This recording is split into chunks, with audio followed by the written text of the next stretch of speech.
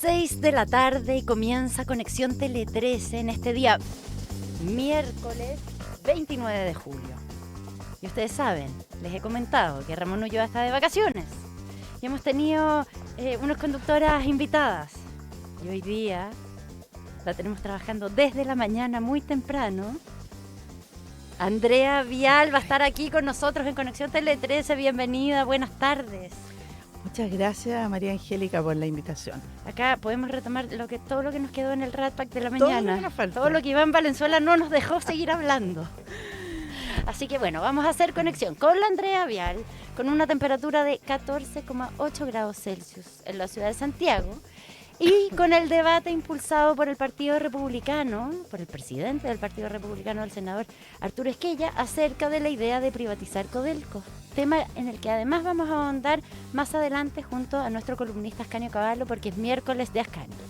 Además, abordaremos el emplazamiento de la presidenta del Senado, Paulina Núñez, al gobierno respecto a las posturas sobre el alza arancelaria de Estados Unidos. Y también haremos conexión con el Plan Nacional de Búsqueda a raíz del caso de Bernarda Vera. Ya hablamos en la mañana en Mesa Central, una entrevista con Pascal Bonifue, que fue parte del plan de búsqueda, así que vamos a seguir ahondando en esa materia. Y comentaremos qué se sabe acerca del vietnamita que falleció en Talcahuano a causa de malaria. Eso ya está confirmado. Exactamente. Y en una noticia de último minuto, ENAP informó recién que vuelven a subir los precios de los combustibles porque las últimas veces habían bajado. Claro. Ya, y ahora vuelven a subir, todo esto producto de las cosas que han estado ocurriendo con el petróleo producto de la guerra. Las gasolinas de 93 y 97 octanos van a tener un alza de 32,9 pesos por litro, mientras que el diésel va a subir en 28,5 pesos. El queroseno y el gas licuado de petróleo de uso vehicular no tienen variación en sus precios. Así que de esta forma comienza Conexión Tele 13. Moviliza tu empresa con los arriendos mensuales de Mita. Engie, liderando la transformación energética de Chile. Claro Empresas, por ti cada día mejor. Tu vida más tranquila, tu vida más consorcio. Universidad Andrés Bello, acreditada en nivel de excelencia en todas las áreas. Nestlé, por una buena vida. Abastible, 70 años por ti, por las pymes, por Chile. TEC, en el mundo de la minería el mundo debe estar primero. Y Clínica Santa María llegó a los dominicos. Presentan Conexión Tele 13. El gobierno descartó impulsar la privatización de Codelco luego de que la idea fuera planteada por el presidente y senador del Partido Republicano, Arturo Esquella. Desde la oposición también rechazaron la medida, señalando que los desafíos de la empresa estatal se enfrentan con mejor gestión y más transparencia. Como todas las tardes, está aquí con nosotros Asunción Chasman, que nos pone al día y profundiza en las noticias. Muy buenas tardes, Angélica y Andrea. Bueno, tras el portazo del gobierno, Esquella defendió la propuesta de que entren recursos privados a la estatal, señalando que para nadie es sorpresa el estado en que se encuentra la compañía. En ese sentido, enfatizó en la importancia de abordar este debate con altura de miras. Si se siguen haciendo las cosas tal cual como están hoy día, no solo se pierde competitividad, sino que el día de mañana no se va a contar con los recursos que le aporta a la nación y que son tan importantes para sacar adelante las necesidades del país. El debate que a algunos los escandaliza hay que tenerlo con altura de mira, con argumentos, con información, y eso es lo que nosotros estamos invitando. Si es que una de las alternativas es inyectar capital privado en algún modelo que se pueda estudiar, por supuesto que no hay que restarse a esa posibilidad. Sin embargo, desde Chile Vamos se distanciaron de la medida, señalando que las prioridades en este momento son otras. En la misma línea, el diputado del Partido Socialista e integrante de la Comisión de Minería, Antonio Rivas, afirmó que la privatización de Codelco no es la discusión que Chile necesita. Si Codelco tiene desafíos, se enfrentan con mejor gestión, más eficiencia, mejorar la transparencia de la administración, entregando un patrimonio que pertenece a todos los chilenos. Mientras se instala esta discusión, el país sigue viendo problemas que sí requieren respuestas urgentes. Polémicas que han involucrado a distintas autoridades del gobierno, renuncias y otras controversias que han ocupado la agenda pública. Creo que no debemos perder el foco en exigir explicaciones y soluciones sobre esos temas. En tanto, el economista Sebastián Edwards contradijo el diagnóstico del expresidente del directorio de la cuprífera, Máximo Pacheco, quien en una entrevista en El Mercurio descartó que la compañía enfrentara una crisis. Edwards discrepó con la evaluación y sostuvo que la estatal requiere una cirugía mayor. La idea surge en un escenario complicado para Codelco. El presidente del directorio, Bernardo Fontaine, aseguró la semana pasada en Tele 13 Radio que la compañía enfrenta una deuda 4 veces mayor a la que tiene cualquier otra gran empresa del rubro. Bueno, no es una idea nueva esta. No. Yo estaba revisando que cada cierto tiempo, y ojalá Ascanio nos va a poder recordar mejor, cada cierto tiempo surge la idea de privatizar Codelco en la historia de Chile. Y yo pensaba, tendríamos que discutir primero si un Codelco privatizado genera más recursos o menos recursos al Estado chileno. O sea, partamos por ahí.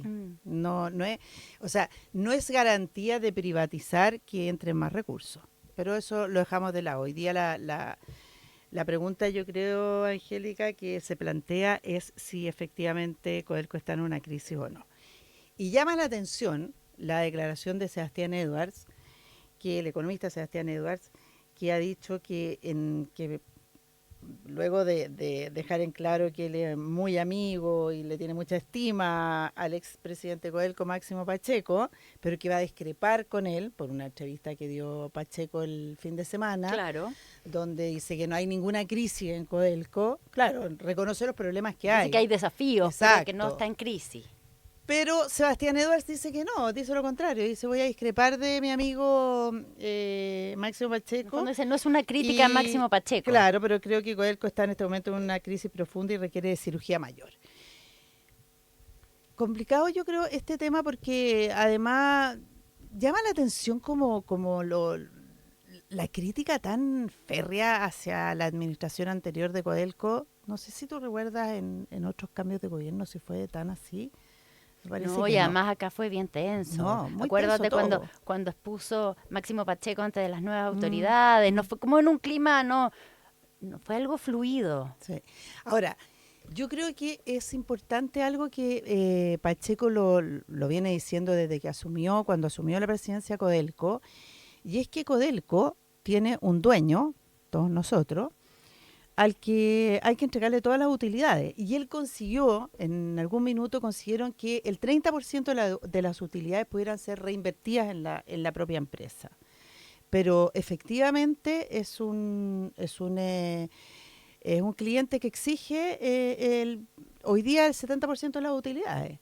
Entonces, tampoco es un cliente tan fácil. Y lo segundo, que me recuerdo que hablaba Pacheco mucho, era de todos estos cambios estructurales que había que hacer y todas estas inversiones en infraestructura que había que hacer, porque, bueno, es verdad que Codelco venía con problemas desde hacía varios años, y que yo me imagino que eso también requiere de un tiempo, una vez que se realizan estos trabajos, estas inversiones, que son todas a 10, 15 años plazo, requiere un tiempo para ver cuáles son los frutos que rinde, si es que lo rinde. Mira, Sebastián Edwards dijo esto, que esta idea de que Codelco sí está en crisis, en que contradice lo que había planteado anteriormente Máximo Pacheco, que es el expresidente ejecutivo de Codelco, en un seminario que hubo esta mañana del directorio, sí, en un seminario que hubo esta mañana en un seminario de Moneda Patria Investment. Uh-huh.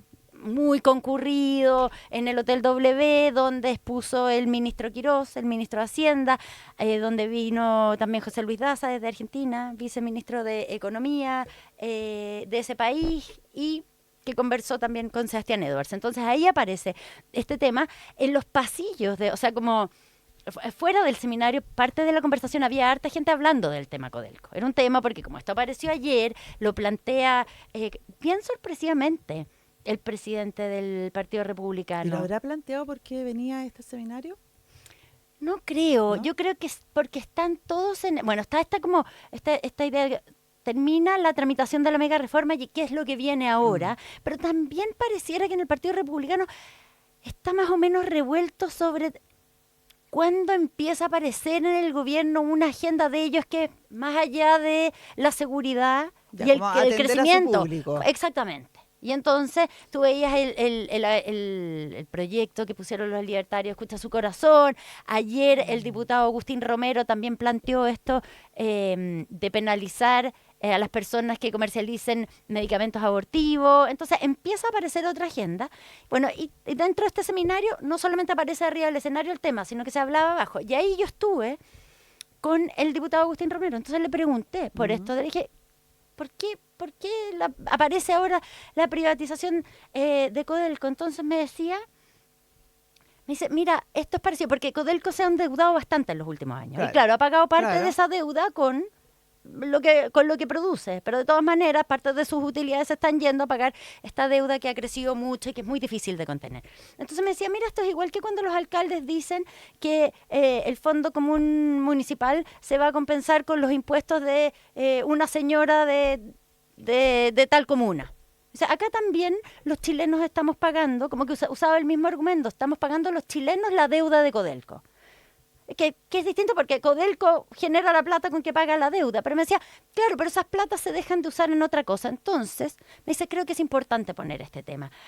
Él me decía, probablemente en este momento, ha quedado claro porque el gobierno, salió el ministro Mas y salió todos el le ministro cerraron la Expresa a puerta. decir que no está esto del plan, que sí está. Bernardo Fontaine, el presidente del directorio de Codelco, estuvo la semana pasada acá y también dijo que no estaba por la idea de privatizar, pero sí de vender algunos activos, como sí algunas ideas que ayudan como a reorganizar la compañía, pero de todas maneras, dice, pero igual hay que poner este tema, porque es un tema que una parte de la derecha siempre ha querido. De hecho, el presidente de la UDI... Pero será de la derecha más extrema, porque la derecha más extrema generalmente en este tipo de temas es mucho más proteccionista.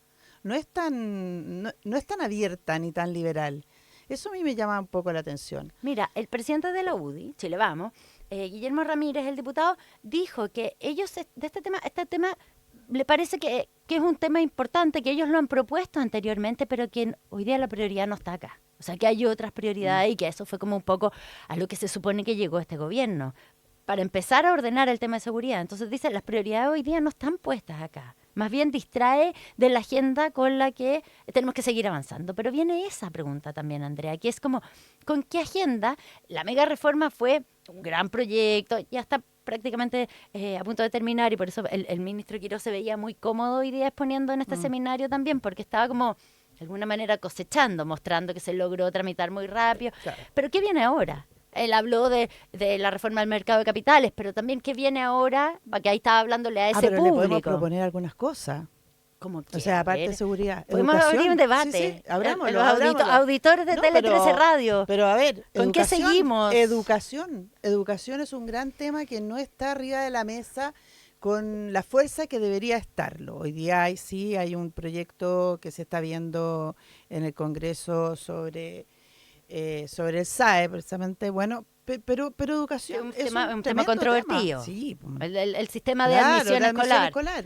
Ya, ahí están los temas también como de violencia escolar, el proyecto Escuelas Exacto, Protegidas, que y ya salió. que habría que evaluarlo, a ver si está funcionando lo que salió de ese proyecto. Claro, porque salió medio acuérdate trunco que el Tribunal del Tribunal Constitucional Constitucional. le cortó las alas en lo que era bien medular para el gobierno. Ujú. Y después está todo el tema de seguridad, si seguimos con problemas, o sea, no se ha resuelto No. lo que se ofreció resolver. Bueno, eso viene el tema empleo también, pero el tema seguridad, te has fijado que el ministro Arrau, que asumió después de la salida de Trinidad Steiner y como introspectivamente, o sea, él estaba feliz en obras públicas y se tomó su tiempo, ha estado recorriendo el país, haciendo hartas pautas, pero no sé si te fijaste que se tomó casi 2 meses o más en salir a dar sus primeras entrevistas. Y, por ejemplo, esta semana estuvo acá en Tele 13 Radio, su primera entrevista radial, porque vemos que efectivamente,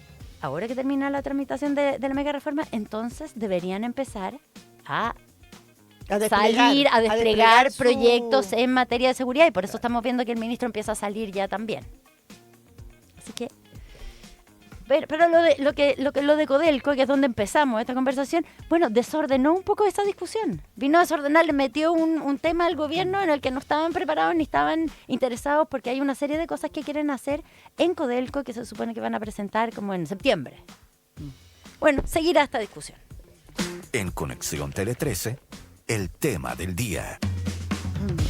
El tema del día, un segundo tema del día, la actualización de aranceles. La presidenta del Senado emplazó al Ejecutivo a ordenar su postura ante la decisión de Estados Unidos de aplicar un arancel del 12,5% a las exportaciones chilenas, luego de que 2 ministros dieran sus visiones críticas a la medida del país norteamericano. En tanto, desde el Ministerio de Relaciones Exteriores siguen en conversaciones para revertir el alza de tasas.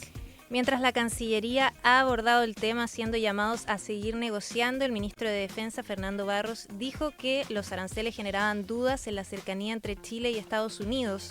Por su parte, el ministro de Agricultura, Jaime Campos, indicó en Radio 13C que no puede estar de acuerdo con una medida que afecta a los productores chilenos. Pero a mí lo que más me molesta es el argumento que se ha dado. Y ahí es donde está el pretexto o la chiva, como en algún momento señalé.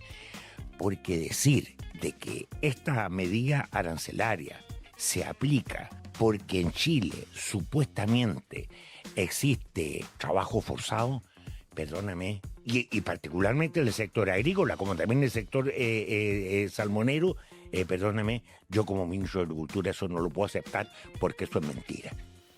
Ante las declaraciones cruzadas del gabinete ministerial, la presidenta del Senado, Paulina Núñez, aseguró que lo mínimo sería ver al gobierno ordenado en sus dichos respecto al tema. Núñez aseguró en Emol TV que no estamos para opiniones personales, sino para tener una sola voz del gobierno. Tras su participación en el Seminario Nacional de Infraestructura, el expresidente Eduardo Frei señaló, luego de reunirse ayer con el canciller Pérez Maquena, que Chile ya se encuentra en negociaciones para revertir las tasas aplicadas por Estados Unidos, pero que la situación será difícil a nivel global mientras dure la guerra en Medio Oriente. Ya hay conversaciones que se han iniciado para que Chile pueda recuperar esos valores y eso ya se ha hecho, por ejemplo, en toda la minería del cobre. Casi el 50% de todo lo que Chile exporta está sin esas tasas. Y por lo tanto hay algunas cosas que hay que resolver y para eso vamos a tener representantes de United States llegar a mediados de agosto a Chile para seguir negociando. Bueno, ahí escuchábamos al expresidente Frei, pero la experta acá en el tema aranceles es Andrea Vial, porque ayer, no sé si la escucharon, pero en página 13 hizo una muy interesante intervención sobre este tema. Nos puso al día en qué está. Es que yo creo que hay que tener claro una cosa, y estaba escuchando al ministro Campo, que dice que la chiva del trabajo forzado, pero no el trabajo forzado en Chile. Lo que dijo el gobierno norteamericano, la razón que dio, y que probablemente sí es una excusa, eso nadie lo duda, es que subió aranceles a un grupo, primero investigó a un grupo de 60 países, para ver si aquellos países que estaba investigando importaban bienes que provenían de países con trabajo forzoso. O sea, se fiscalizaba bien que llegaba a su país. Exacto. Si se preocupaba en la aduana de tener una listita o de impedir que se importaran bienes de esos países. Primero estudió estos 60 países. Descubrió que un grupo de países sí tenían legislación y que se preocupaban de que no entraran productos que venían de países con trabajo forzoso. Fuera. Esos quedaron con 10%. Porque todo esto son impuestos que tuvo que cambiar el gobierno de Trump a raíz de que la Corte Suprema norteamericana le dijo que era ilegal cobrar los impuestos del famoso Día de la Liberación el año pasado, cuando le puso impuestos parejos 10% a la mayoría de los países del mundo porque hubo economías a las que le puso más. Entonces necesitaba recaudar por otra vía. Y buscó entonces esta sección 301, creo que se llama, para poder recaudar, y la razón que dio, dijo, aquellos países que están compitiendo conmigo y que están y donde hay competencia desleal, digamos.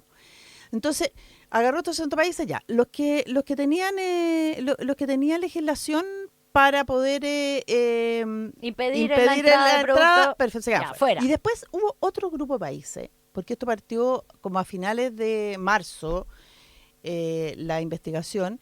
Hubo otro grupo de países que reaccionaron a esto, y en el intertanto, entre que parte la investigación y que fija los aranceles finales, dijeron, sí, nosotros estamos pensando en una legislación para preocuparnos que no entren productos que provengan de países que trabajan, que utilizan trabajo forzoso. A esos países también los perdonó, también les puso 10%.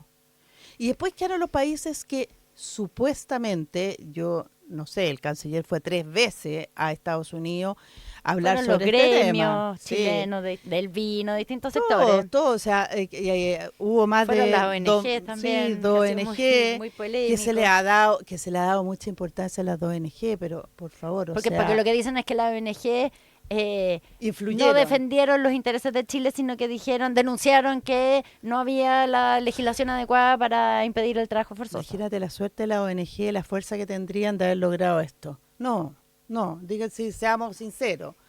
No fue por culpa de la ONG que no subieron los aranceles, de ninguna manera, porque no son considerados en esos niveles. Ahora, ¿qué pasó con Chile? Que nos suben del 10% al 12,5%, porque aparentemente nosotros importamos bienes de países con trabajo forzoso, o al menos no tenemos legislación para impedir aquello. Porque ellos no investigan si importamos o no importamos, es si tenemos la legislación para impedir que eso ocurra. Y resulta que acá se creó toda una confusión, como si nos hubiesen acusado de que acá en Chile había trabajo forzoso. Nunca Estados Unidos nos ha acusado de eso. Eso no es lo que le interesa. Le interesa subirnos los aranceles para poder recaudar más. Pero si la pregunta es acá, si esto iba a ocurrir, tuviéramos la legislación que tuviéramos, o si fue al final una decisión técnica, que es lo que dice, por ejemplo, el ministro de Agricultura, Jaime Campos, cuando él está diciendo esto es una chiva, está diciendo el argumento con que nos subieron los aranceles no es real, no es técnico, y nos iban a subir los aranceles igual, que también es lo que han dicho desde la Cancillería, también que decía, esto no fue una sorpresa porque sabíamos que venía, porque es una cosa más política que técnica. Ya. Puede ser. El problema es que Chile tiene un tratado de libre comercio con Estados Unidos. Ya. Un tratado de libre comercio que dice que todos nuestros productos entran a Estados Unidos con arancel 0. O sea, ni siquiera estamos hablando de 10%. Ya el 10% nos debería haber caído muy mal. Claro. O sea, nosotros eso deberíamos... ya pasaba por encima del tratado que tenemos. Exacto. Y no muchos países en el mundo tienen tratado de libre comercio con Estados Unidos. Fíjate que México y Canadá, que quedaron con arancel 10, ya que tienen tratado de libre comercio con Estados Unidos y quedaron con arancel 10, pero quedaron con arancel 10 en los productos que no están en el tratado. O sea, da lo mismo. Siguen teniendo 0 en los productos que a ellos les interesa importar a Estados Unidos. Y resulta que nosotros, que debiéramos de tener 0, ni el vino, ni los arándanos, ni la madera, debieran entrar a Estados Unidos con ningún tipo de arancel, nos están poniendo un 12,5. ¿Y por qué no protestamos como país por eso? ¿Por qué no llamamos al embajador? Bueno, porque parece que somos muy amigos de Estados Unidos. Sí, es que ese es el otro tema. Y porque no es tan fácil pelearse con Estados Unidos, menos en estos tiempos. No, pero a lo mejor es mejor ser como Alcevía de la Pérgola de las Flores, o sea, escuchar a todos los lados y después hacer lo que uno quiere y hacerse el simpático con las dos fuerzas. Si eso es. Tú dices las dos fuerzas, estás hablando que son de China también. Y Estados Unidos. Claro, no alinearnos exclusivamente con Estados Unidos. No, porque mira el costo que ha tenido, o sea, es demasiado... A ver, yo creo que hay que ser súper ingenuo, yo lo decía ayer, pienso que la gente que vota por la derecha o que tiene un pensamiento más de libre mercado, por ejemplo, para ellos debiera ser, pero una humillación que te digan que Trump es de derecha. Si Trump no es de derecha, Trump es un proteccionista de tomo y lomo. O sea, es un tipo además muy poco confiable. Entonces, hoy día lo que está esperando la Cancillería, yo tengo entendido porque están haciendo todo tipo de esfuerzos, no me cabe ninguna duda que se están haciendo todo tipo de esfuerzos para rebajar este arancel. O sea, mantenerse negociando. Exacto. Pero también ¿qué nos la van a pedir pregunta a es, cambio? ¿qué nos van a pedir a Exacto, cambio? ¿a cambio de qué? Exacto. Porque no es gratis esta negociación. ¿Qué es lo que vamos a tener que firmar para que nos bajen del 12,5 al 10? Le Cuando nos podríamos debieran bajar preguntar al 0. Al canciller todo eso. Si mañana es el canciller, hay que preguntarle a él. Exactamente. Conexión Tele 13. El ministro de Justicia, Fernando Rabat, culpó al gobierno anterior, al gobierno de Gabriel Boric, por no reaccionar de forma oportuna ante el caso de Bernarda Vera. El ex secretario de Estado Jaime Gajardo aseguró que los detalles de la investigación sí fueron facilitados de forma oportuna. A través de su cuenta de X, el exministro de Justicia Jaime Gajardo rechazó los dichos de Rabat, descartando que la información haya permanecido estancada durante su gestión. Además, acusó al ministro de atribuirse logros de una investigación judicial reservada y calificó el Plan Nacional de Búsqueda como un hito histórico. El jefe de la cartera, Fernando Rabat, afirmó que el gobierno, mediante el Consejo de Defensa del Estado, tiene derecho a requerir la restitución total de la pensión que se le otorgó a la familia de Bernarda Vera. Además, confirmó que existen al menos 9 casos de la misma naturaleza. Y en Mesa Central, la periodista Pascal Bonnefoy afirmó que se trata de un suceso excepcional y que no puede servir como gatillante para revisar la calidad de desaparecidas de otras personas. Fue un sufrimiento terrible cuando desapareció para ellos, fue otro sufrimiento cuando se enteraron por nosotros de que seguía con vida, y ahora todo lo que se ha dicho en estos días respecto de que engañaron al Estado, que hay fraude al fisco, que restituían los fondos, etcétera, es más sal sobre la herida, digamos. Qué caso este, ¿eh? Sí, yo recomiendo mucho la entrevista de la mañana a Pascal Bonnefoy. Claro, que ella es una periodista que trabajó, una periodista con mucha trayectoria, y que trabajó en el plan de búsqueda. Sí. Y ella entonces y lo que contó hoy día en la entrevista es que ella empieza a escuchar los primeros rumores de que Bernarda Vera podía estar viva y empieza a seguir esa pista, porque existían rumores desde hace años, pero nadie, y eso es lo que explica, precisamente para eso es el plan de búsqueda. Ella empieza a seguir esos rumores y empieza a escuchar, a ver que hay más cosas, hasta que finalmente dan con un documento que muestra que hay una Bernarda Vera que en el año 70 y algo, desde Argentina viaja a Suecia. Y entonces es como el primer documento que tienen que podría presentarse como una evidencia de que hay una Bernarda Vera que responde a las características de esta persona que figuraba como detenida desaparecida en el informe de la Comisión Rettig, que podía ser ella. Y entonces justo al mismo tiempo un equipo de Chilevisión da con esta mujer en Argentina en la dirección que la tenían. Eso ocurrió el año pasado y ahora lo que se acreditó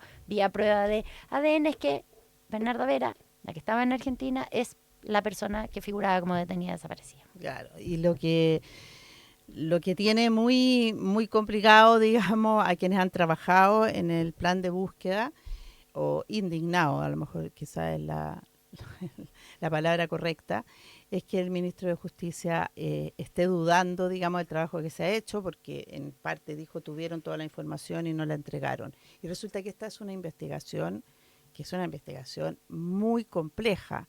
Como tú contabas, Pascal tiene además mucha experiencia en investigación, porque hace investigación periodística. Bueno, tiene un gran libro sobre Chuquicamata, por ejemplo. Y ella lo que cuenta, y esto está todo documentado, porque eso es bien importante también, o sea, están todos los antecedentes de cómo fue esta investigación y en qué momento se le avisa a la justicia, en este caso al juez Mesa. Y la pregunta que a lo mejor uno podría estar haciéndose es cómo es que se logra el ADN de Bernarda Vera para decir que Bernarda Vera es Bernarda Vera, porque Bernarda Vera una suplantación de identidad también, ¿no es hace más de 50 años que se fue de Chile, todo esto porque estaba perseguida, porque se habían tomado era grupo mirista, cruza la cordillera, desaparece y nunca más dio señales de vida acá en Chile, nunca más se trató de contactar con sus padres ni con su hija. Ni con su hija, claro. Y entonces... Y la hija empezó a buscarla por todos lados. O sea, la hija creció creyendo que su madre porque había muerto. Y sus padres murieron creyendo que había muerto. Y ella nunca dio señales de vida. De repente este reportaje de Chilevisión dice, encontramos a esta mujer que responde a las características de Bernarda Vera, pero Bernarda Vera nunca quiso ser encontrada. Exacto. Ni nada. Entonces, ¿cómo se logra hacer esa prueba de ADN, Andrea Vial? Mira, el juez hizo algunas gestiones con la policía argentina como para tratar de contactarla, pero le fue mal. Y yo tengo entendido entonces que él en una gestión personal logra ubicar a Bernarda Vera. El juez acá en Chile, el juez Mesa, que sigue las causas de derechos humanos, exacto. El ministro en visita de las causas de derechos humanos, entre otras esta causa. Claro. Y la contacta por Zoom de forma voluntaria, o sea, la contacta y le pide si pueden hablar de forma voluntaria. Ella le reconoce que efectivamente ella es Bernarda Vera, que ella es una de las del grupo de los milistas que salieron de Chile, y entonces el juez le pide también de forma voluntaria si le puede mandar una prueba de su ADN para contrastarla. Y la contrasta con el banco de datos de perfiles genéticos que tiene el Instituto Médico Legal, y que lo logró en un minuto, que no sé si te acuerdas que hubo una campaña que se le pidió a familiares de detenidos desaparecidos que por favor entregaran muestras de su ADN para, en la eventualidad de encontrar pasara su esto, cuerpo, claro, sobre todo no encontrar estaban los pensando en que cuerpos, apareciera, exacto, claro, una persona viva, pudieran estaba- identificarlo. Entonces, el ADN de Bernarda Vera se contrastó con el de sus padres. Sus padres también voluntariamente habían dejado muestras de Porque sus ADN padres ya en murieron. este banco. Por eso sus padres murieron. Claro. Pero sí está viva la hija, y entiendo que unas hermanas, que es parte de toda esta historia. Conexión Tele 13. El Instituto de Salud Pública confirmó que el marino mercante que murió en Talcahuano padecía malaria, por lo que se descartó que se tratara de un cuadro de fiebre hemorrágica. Al no existir riesgo de contagio, la embarcación podrá continuar su viaje. La víctima era un hombre de 29 años de origen vietnamita, quien fue internado en el hospital Las Higueras de Talcahuano, y según informaron las autoridades, el barco zarpó desde Singapur y tuvo un paso por África. La embarcación se encontraba en cuarentena frente a las costas de Tomé y ahora podrá continuar su viaje al próximo puerto. Por su parte, la Seremi de Salud de la región del Biobío, Isabel Rojas, explicó que la malaria es transmitida principalmente por mosquitos del género Anopheles, que no tienen presencia en la zona, por lo que no existe riesgo de contagio para la población. 6.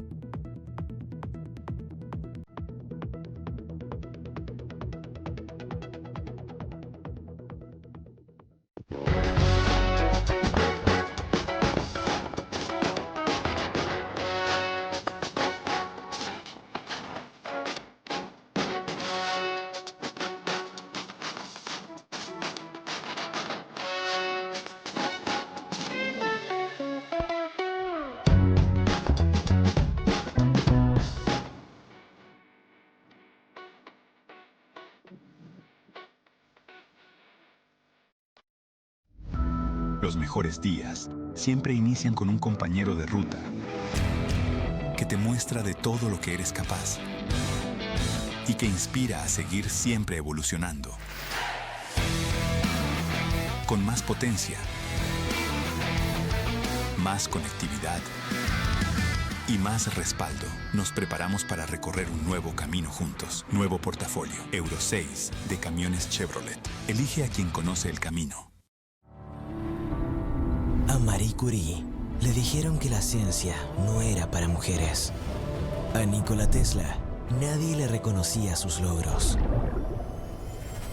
Pero la historia nos demostró que cuando hay pasión y pones toda tu energía, los sueños se transforman en realidad. Colbún. Transforma, impulsa, sueña. Juan y Pablo son vecinos.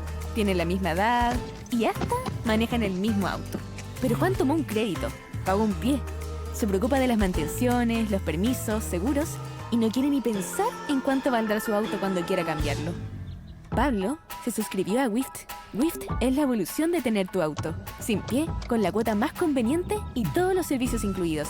Ingresa a wift.cl y maneja tu libertad. Wift, tu auto por suscripción. ¿Qué tiene que ver la ciencia con los árboles? En Arauco no solo plantamos árboles, los investigamos, los estudiamos, incluso estamos editando su genoma. ¿Para qué? Para que crezcan más fuertes, más resistentes y con mayor capacidad de capturar carbono. Suena a ciencia ficción, pero es ciencia real. Nos asociamos con Tricó, una startup en Estados Unidos que está revolucionando el futuro de los bosques. Juntos exploramos tecnologías de edición genética para especies forestales. ¿El objetivo? Bosques más adaptados al cambio climático, menos vulnerables a plagas y enfermedades, más resilientes frente a incendios. Y todo esto manteniendo el equilibrio ecológico.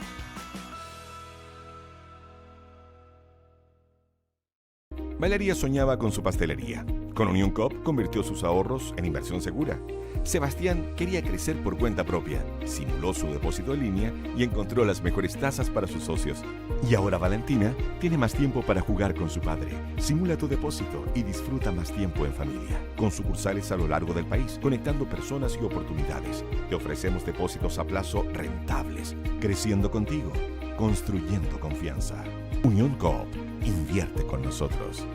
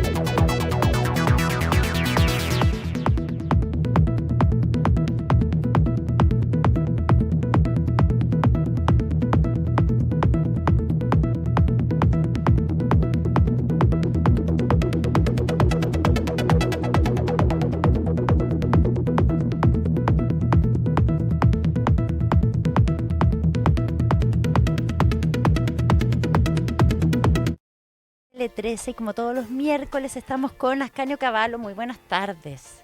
¿Cómo estás, querida Angélica? ¿Cómo te va? ¿Cómo Muy estás tú? bien. No tengo a Ramón Ulloa hoy día, pero tengo a Andrea Vial, Ascanio. Sí, mucho más simpática, Por Dios, ¿no? por Dios. Sí. No, sí, Esto Ramón es la división. es un encanto. Esto es la artillería mayor, digamos, ¿no? ¿Cómo estás, Andrea? Absolutamente. Pura Muy A bien. acá, la triple A. Y Tenemos Ascanio. acá, sí, pues Ascanio, Pero la Andrea, triple A, Angélica. malos recuerdos Sí, pues de la por eso, triple pero A. ¿qué te voy a decir? Sí. Por eso a lo mejor el público se queda con malos recuerdos después de Oye, Ascanio Cavallo, yo quería que nos hicieras una pequeña clase de historia, no, que nos recordaras cuántas veces se ha querido privatizar Codelco. Que yo me acuerdo como hace muchos años, alguien como el Partido Demócrata Cristiano dio la idea y como que perdió el cargo, una cosa así, ¿o no? ¿O estoy mal yo? Como en los 90. Puede que esté mal mi memoria, pero no tengo recuerdo de nada de eso. ¿Eh? Ya, porque estoy mal yo. No, no tengo recuerdo. Pero ha sido como Sí, una constante, ¿o no? Que aparece de repente privatizar Codelco en campañas o... No, yo creo que ¿O es el no? sueño de algunos, pero de nadie que haya seguido el largo proceso, digamos, de que ha vivido el cobre en Chile. No, no tengo recuerdos de eso. Y el sueño... Ahora, cada vez que alguien lo dice, pasan 2 días y empieza a retroceder. Claro. Que es el caso de Arturo Esquella también, digamos que ahora no, que ahora son parte de asociaciones, que para resolver las deudas, que no tiene viabilidad eso, ¿no? ¿Por qué no tiene Ninguna. viabilidad, Ascanio? ¿Por una cosa económica o por una cosa simbólica?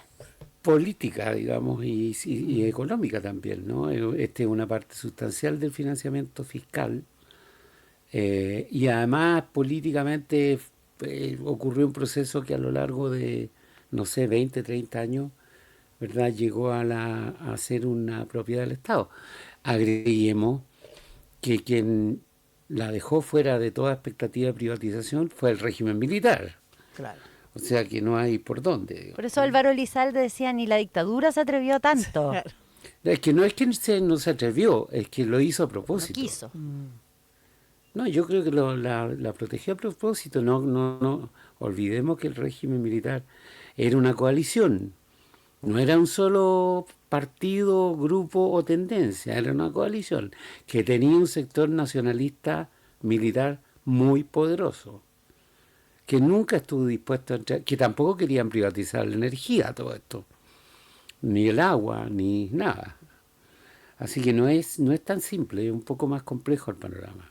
Yo pensaba, hace un rato comentaba con la Angélica, cuando uno mira los partidos de derecha, Chile Vamos, pero también los partidos que hoy día están más cercanos al presidente Kast, ¿no son más bien proteccionistas los partidos que están más bien a la derecha? Como que me daría la sensación que son más en la línea como de Donald Trump, bien proteccionistas, como nacionalistas. Como que me llama la atención Arturo Esquella que haya propuesto algo así, proviniendo del partido que viene, ¿o no? No, yo eso creo que ya no ellos es son, en materia económica son liberales, ¿Muy liberales? radicales, pero es verdad que no hay un grupo nacionalista, digamos, el partido llamado Nacional Libertario no es propiamente nacionalista, no lo es en el sentido histórico. Ya. ¿no? Ya. Sí, O tenemos sea, un cuadro raro. Esto no va a flotar. Ahora, también comentábamos que ha sido como fuerte el encono que hay hacia el expresidente del directorio, no así hacia el directorio pareciera de Codelco. ¿Esto ha sido así en otros cambios de gobierno? No, yo creo que la situación de ahora es única e inédita. Y tampoco yo tengo una mayor explicación para esto, salvo que digamos que les caigan mal las personas, unas más y otras menos. Pero no veo, sí, creo que tienes razón, no hay un antecedente claro de esto. Claro, que haya habido como un traspaso de mando en Codelco que haya sido tan tenso Claro, y tan incómodo como ha sido y con tantas críticas, porque han sido abiertas críticas, Sí, han sido muy muy duros dura. con respecto a la gestión que hizo Máximo Pacheco. Sí, muy dura. Oye, pero de nacionalismo donde yo creo que puede echarse más de menos la presencia de un grupo nacionalista en lo que ha pasado con Estados Unidos. ¿no? Con los aranceles. Porque eso sí que francamente justifica una posición distinta. ¿Cuál es tu evaluación de lo que ocurrió? No, mi evaluación es que tenemos un problema gravísimo, gravísimo, de muchos aspectos, de muchos ribetes, pero para empezar por el más pequeño, es si no lo supimos antes, si fue una sorpresa, porque si fue una sorpresa tenemos un problema grave en Washington. Claro. Si no fue una sorpresa, lo sabíamos de antes y solo se informó cuando Estados Unidos lo hizo público, entonces tenemos un problema en Santiago. ¿Qué sería para ti si lo supimos antes? Que lo hubiésemos sabido en marzo. ¿Es antes? Sí, por supuesto. Ya, o incluso una semana antes. Ya, pero lo supimos en marzo. Pero bueno, lo que han dicho de la Cancillería es que no fue tan una sorpresa. No. Eso es lo que yo le escuché a la subsecretaria de Relaciones Económicas Internacionales, que no fue una sorpresa porque lo que dicen es, esto más que una decisión técnica era una decisión política. Claro, pero a ver, yo no logro distinguir en esas frases si están diciendo no fue una sorpresa en el sentido genérico, así como ya nada nos sorprende, o si en el sentido específico sabíamos que esto venía. Que era una batalla perdida. No, lo primero no me parece importante, lo segundo sí. Claro. Si sabíamos cuándo, que esto venía, qué día, qué lugar, en fin. Pero además yo creo que hay un problema de enfoque, porque hasta donde se alcanza a ver, esto se está enfrentando como un problema como contractual, como entre un vendedor y un comprador. ¿no? Yo te fijo este precio y yo te pongo, te pido, te exijo esta rebaja. ¿no? Pero, y eso, digamos, es el enfoque que tienen que tener naturalmente las personas interesadas, los grupos interesados, los productores, por ejemplo. Pongamos un caso muy notorio, las frutas. Las frutas están protegiendo productos y esa es su misión, pero la misión de un gobierno no es esa. ¿no? La misión de un gobierno tiene que ver con el país, con la sociedad, con el desarrollo, y eso no lo veo presente en absoluto. Yo creo que la tendencia de la Cancillería es negociar como si esto fuera un contrato, como un simple contrato, y no como un problema más amplio de soberanía, y yo diría más integralmente de mirar qué le pasa al país con esto. Y dime una cosa, Caño, y no es esta estrategia, tú dices, la Cancillería está negociando como si esto fuera un contrato, y no es la única estrategia posible en el contexto de la contraparte que hay. No, porque la otra es mirarlo como un problema integral. ¿Qué es lo que estamos haciendo en el mundo? ¿Qué mundo es en el que estamos? Primero, ¿tenemos una interpretación sobre ese mundo? Segundo, en esa interpretación, ¿cómo entramos? ¿no? Y tercero, ¿cómo entran además sus distintos sectores? Porque esto afecta a muchos trabajadores, a muchos productores, a muchos empresarios. No es una cuestión menor. Y además tienen la característica de que se amparan en un pretexto vil, digamos, ¿no? Que vuelve ridículas iniciativas como la del PDG de presentar un proyecto de ley contra el trabajo forzoso. Claro. Como si hubiera esclavitud en algún sector de la economía chilena. ¿Verdad? Y hace que todo esto se vea un poquito como, no sé, como suplicante, ¿no? Sí, no es una posición muy... No es una muy posición soberana. No es muy soberana, se ve bien no es muy indigno. fuerte. Bastante indigno, ¿verdad? Pero nadie dice eso. Los únicos que han dicho algo son el ministro de Defensa, ¿verdad? Y el ministro de Agricultura, claro. Sergio Campo, que dijo una cosa totalmente cierta, aunque un poquito atrasada tal vez, que es que esto viola el Tratado de Libre Comercio. La verdad es que lo viene violando desde comienzos de año, ¿no? Claro, cuando empezaron los aranceles. Claro. Cuando empezaron los aranceles arbitrarios. Claro. El gobierno de Trump se ha amparado, ¿verdad?, en reglas de la ley de comercio interna para evitar ser llevado a tribunales internacionales.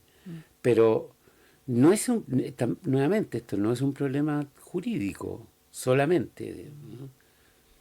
Me un poco decía más alguien, Ascanio ayer, alguien del mundo diplomático, que me decía que un problema que tiene este gobierno es que tiene una agenda internacional, el presidente viaja, busca distintos lazos, establecer relaciones, pero no tiene como una verdadera política exterior. ¿Te hace sentido eso? Sí, yo creo que le falta una visión del mundo, digamos, ¿no? De cuál es el mundo que le tocó. No es el mismo mundo que le tocó a Lagos, ni es el mismo mundo que le tocó a Bachelet. Este es otro mundo.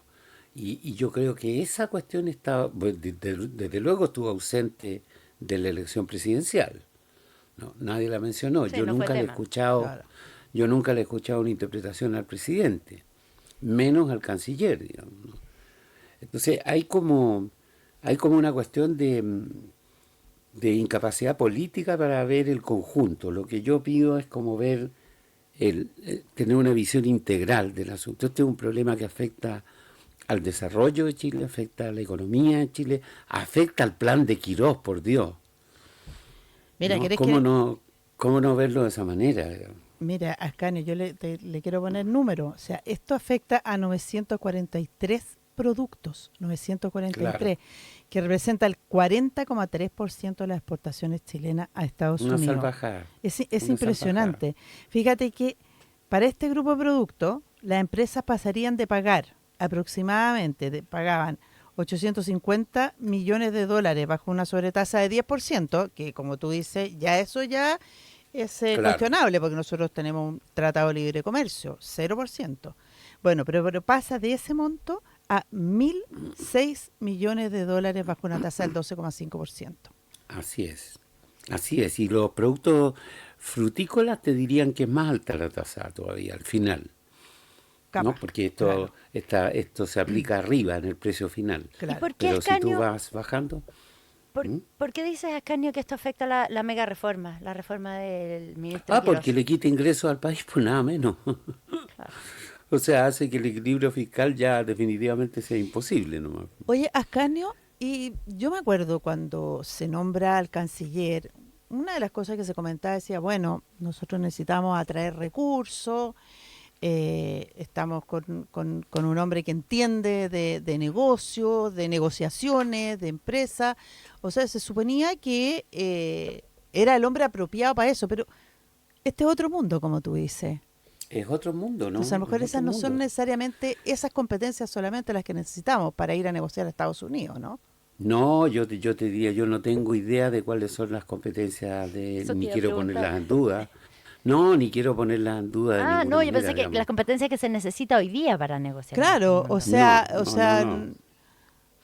No, yo no pretendo poner en duda la competencia del canciller ni la de no, de la política exterior estoy pensando yo. De la Como- política exterior sí, del enfoque de política exterior absolutamente. Creo que no tenemos. Tenemos una estupenda secretaria de Relaciones Internacionales que venía del mejor puesto posible para observar esto, que era Claro. justamente de la AmCham. Claro. Que Nada entiende a menos, Estados ¿no? Unidos. Sí, o sea, nada menos. Y esto le dan una bofetada en la cara con esto. Entonces ahora viene el segundo del Departamento de Comercio que ve de estos temas, digamos, ¿no? A conversar sobre los 400 y no sé cuántos productos que estarían pendientes de una posible revisión. ¿Y qué hacemos si esa revisión no resulta completa? Por ejemplo, si de los 400 productos, no sé, 390 quedan adentro y hay 10 que quedan afuera. Le decimos a los productores de arándanos, niños, fíjense que no resultó con los arándanos. ¿No? Resultó con la uva, pero no con los arándanos. Claro. Entonces, verdaderamente una posición muy, muy frágil la que está mostrando Chile, muy débil. Yo entiendo cuando una negociación se está llevando a cabo es necesario tener campos de secreto y eso lo entiendo perfectamente, pero no veo una visión detrás de esto. No veo una mirada integral y una mirada que se le explique al país también, porque esto tampoco se puede hacer todo puertas adentro. Claro, ha sido bastante confusa la explicación. De hecho, hemos visto interpretaciones distintas dependiendo de los ministros que hablen. Claro. Claro. Sí, esto también ha traído una cola interna en términos de las relaciones dentro del gabinete. O sea, parece ser, ¿no? Claro, no. No hay acuerdo entre Como los decía ministros. la presidenta del Senado, Paulina Núñez, no hay una voz, no hay una sola voz, sino que hemos visto que hay que ordenar ahí también. Hay que ordenar, y si hay ministros que se han sentido... Hoy día se distribuyó una pauta, entiendo yo, desde la moneda a los ministros, para regular lo que tienen que decir sobre el tratado, sobre los tratos con Estados Unidos. Eso me parece una barbaridad, digamos, ¿no? Significa que no tienen acuerdo y ese acuerdo no existe porque no existe una visión estratégica de lo que el país necesite. Yo creo que una mirada integral supone algo que el país necesita, que es una visión de futuro, ¿no? Es inquietante el diagnóstico que haces, Ascanio. Yo creo que es muy inquietante lo que pasa con esto de Estados Unidos. Puede ser uno entre 100 temas, pero hoy día es el más importante. Nos está mostrando desarmados, espiritual, conceptualmente desarmados. Sí, con una economía tan abierta como la nuestra. Sí, ese es el abierta tema. Abierta en su momento de mayor debilidad. ¿Cómo vamos a combatir el desempleo si no tenemos trabajo en la agricultura? Digamos?